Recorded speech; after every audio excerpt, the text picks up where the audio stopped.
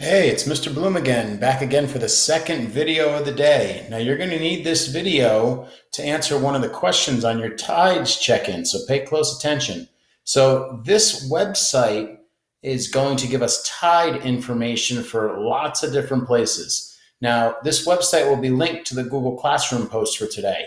So, what I'm going to need you to do is when you get to this website, you're going to have to scroll down and we're actually going to be looking for this place right here, Seaside Heights Ocean. Maybe some of you have heard of that place in New Jersey before. It's a pretty popular Jersey Shore place. Anyway, we want Seaside Heights Ocean, and we scroll down to find that. And then we're going to go even further down. And way at the bottom, it's going to say pick the month for the tides. Well, it's March, so we're going to select March. First day for the tides. Well, I'm actually going to do yesterday, which was the 17th. St. Patrick's Day, so make sure 17th is clicked. And how many days of tides? We just want one.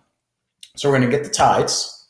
And it's going to bring up this screen. Okay, maybe I can make it a little bigger here for us. Bear with me one moment. So this is going to give us the following. So it's tides for Seaside Heights Ocean starting with March 17th, which was yesterday.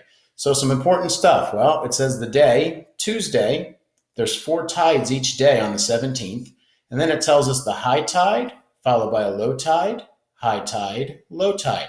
Keep in mind, there's 4 total tides for the day, 2 highs and 2 lows. It's also going to give us the time that each tide was at its fullest extent. So the high tide came in at first 2:29 in the morning. Then about 6 hours later, a low tide came in. The water level dropped to 9:14. Then the high tide came back at 3:02. And then low tide came back in at 9:27 that evening. It's also going to tell us how high the water level was in that area for each of the tides. If you notice, the high tides are always higher than the low tide. Then it goes up again, then down. It's going to give us the sunrise and sunset time because of the rotation of the Earth. It's going to give us the moonrise and moonset time as well. And how much of the moon is visible, which is 46% for last night. So a little bit less than the half moon would be visible.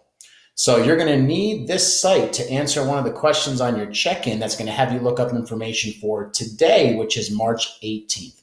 So again, just follow the example and you should be able to find that information in no time at all with no problems. All right, take care.